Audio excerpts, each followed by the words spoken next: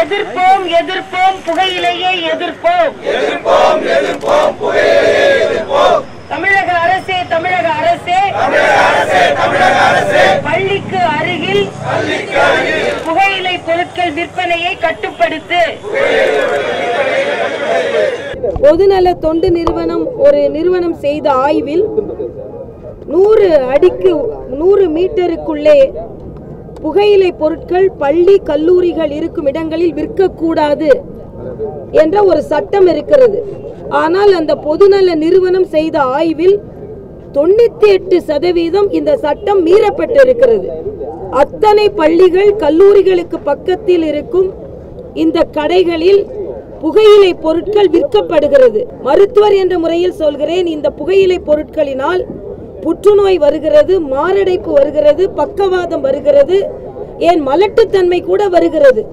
இவற்றையெல்லாம் இளைஞர்கள் முதலில் புரிந்து கொண்டு நிச்சயமாக இந்த புகையிலை பொருட்களை முற்றிலுமாக தவிர்க்க வேண்டும். இந்த நிகழ்ச்சிக்கு, ஒரு பொதுநல நிகழ்ச்சிக்கு திரைப்பட துறையில் இருந்து இங்கே ஆதரவு தெரிவிப்பதற்காக வந்திருக்கும் அருமை சகோதரர் திரைப்பட தயாரிப்பாளர் இயக்குனர் திரு டி ராஜேந்திரன் அவர்களை வருக வருக என வரவேற்கிறோம். உலகத்திலே புகையிலை ஒழிப்பு என்பது ஒரு பேரியக்கம். அந்த இயக்கத்துக்காக நான் லட்சிய திராவிட முன்னேற்ற கழகம் என்ற இயக்கத்தை சார்ந்தவன் என்ற முறையிலோ இல்லை ஒரு திரைப்பட இயக்குனர் என்ற முறையிலோ இங்கே வரவில்லை. இன்றைக்கு பாரதிய ஜனதாவின் கையிலே தமிழிசை அவர்கள் எடுத்திருக்கக்கூடிய இந்த நோக்கம் தலை சிறந்த நோக்கம். நான் லட்சிய திராவிட முன்னேற்ற கழகத்தின் கொடியோடு இங்கே வரவில்லை, கொள்கையோடு வந்திருக்கின்றேன். நான் இங்கே இருக்கக்கூடிய கொடிகளின் வண்ணத்தை பார்த்த வரவில்லை, நான் கொண்ட கொள்கையின் எண்ணத்தோடு மட்டும்தான் இங்கே வந்திருக்கின்றேன். ஏதோ கூப்பிட்டாங்க சினிமாவில் திரைப்பட ஒரு இயக்குனர், நான் இன்னும் யாரும் நீங்க புகை பிடிக்காதீங்க, புகையில எதுக்குறேன்னு சொல்றதுக்கு வரல. ஒரு மனிதன் ஒரு கொள்கையை சொன்னால் அதை கடைபிடிக்கக்கூடியவனாக இருக்க வேண்டும். கடையில் நானும் சிகரெட்டை வாங்கி குடிச்சிட்டு கடைக்கோடியில் இருக்கக்கூடிய இளைஞர்கள் கெடுத்துட்டு நீ புகைப்பிடிக்காது என்று சொல்லக்கூடியவன் டி ராஜேந்தர் அல்ல. ஒருதலை ராகத்திலிருந்து ஆரம்பித்து இன்றைக்கு ஒருதலை காதல் என்று ஒரு திரைப்படம் எடுக்கிறேன் என்று சொன்னால் இன்றைக்கும் நான் கொண்ட கொள்கையில் உறுதியாக இருக்கிறேன். ராஜேந்தர் ஒரு தடவை தாடி வச்சதுதான், அந்த தாடியோட தான் இருக்கிறேன். டி ராஜேந்தர் ட்ரம் அடிப்பேன், ஆனா தம் அடிக்க மாட்டேன். ட்ரம் அடிக்க இது இளைஞர்கள் கத்துக்கணும். இளைஞர்கள் உடனே சொன்னோன்னு இவர் என்ன பழுத்த பழம் மாதிரி சொல்றாரு நினைச்சிடாத. உன்னோட பாணியிலே சொல்றேன், காதலிக்கு முத்தம் கொடுத்தால் கூட உன் வாய் நாரும், அவள் முகம் மாறும்.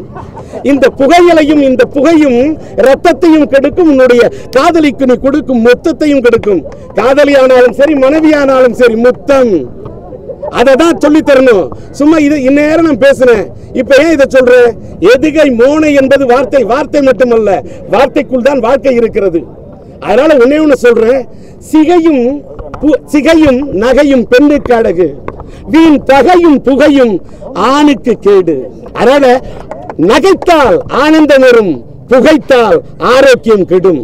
அதனால இளைஞர்களே ஒண்ணு சொல்ற, அம்மா சொன்னாங்க பாக்கெட்ல போடணும், புகைத்தால் புகைப்பிடிப்பது உடலுக்கு கேடு விளைக்கும். பாக்கெட்ல இருந்தாலும் இளைஞன் பாக்கெட்ல தான் வச்சுக்கிட்டு இருக்கான், என்ன செய்யணும்ன்றீங்க? இன்னொன்னு பலகை என்று சொல்கிறார்கள், புகைப்பிடித்தல் உடலுக்கு கேடு என்று சொல்லி பலகை வைக்கின்றதா? அங்கே வைக்கப்பட்டிருக்கலாம் பலகை, அதையும் மீறி புகைப்பிடிக்கிறது பலகை. எப்படி போய் தடுக்க முடியும்? எழுதி வச்சுட்டு வரல இங்க பேசுறது. ஆனால் முதல் படத்திலிருந்து இன்னைக்கு வரைக்கும் ஒரு உறவி காத்த கிளின்ற படத்துல ஒரு குடிகார வேஷத்துல பச்சை தண்ணியை வச்சுக்கிட்டு நடிச்சா கூட கையில புகைப்பிடிக்கிற மாதிரி டிஆர் நடிக்கல. இதுல இருந்து ஒன்னே மட்டும் தெரிஞ்சுக்கங்க, எவ்வளவுலாம் வேணாம். இளைஞர்களுக்கு ஒன்னே சொல்றேன், என்னோட ஒருதலை ராகத்திலே அறிமுகமானவர்கள் எல்லாம் இன்றைக்கு எங்கே இருக்கிறார்கள் என்று தெரியவில்லை. ஆனால் நான் நின்று கொண்டிருக்கின்றேன். தேர்தல் களத்துக்கு சென்று வாக்கு கேட்க செல்லவில்லை, ஆனால் ஒரு நல்ல கருத்தை இங்கே பதிக்க வந்திருக்கின்றேன். பொதுநல கருத்தோடு இந்த அம்மையார் சொன்னாரே, டி ராஜேந்திரனிடம் ஒரு லட்சியம் இருக்கிறது. லட்சிய திராவிட முன்னேற்ற கழகம் என்ற கட்சியின் பெயர் மட்டும் இல்லை, எங்களிடம் இருப்பது லட்சியம். நாங்கள் வெற்றி பெறுவது நிச்சயம் என்று சொன்னால் ஒரு விதை போட்டால் தான் இன்றைக்கு விதையாய் இருப்போம், எதிர்காலத்தில் மரமாய் வளர்வோம் என்று ஒரு கொள்கையை சொல்ல வேண்டும் என்றால் கொள்கை இருந்தால் மட்டும்தான் அதை உரைக்க சொல்ல முடியும்.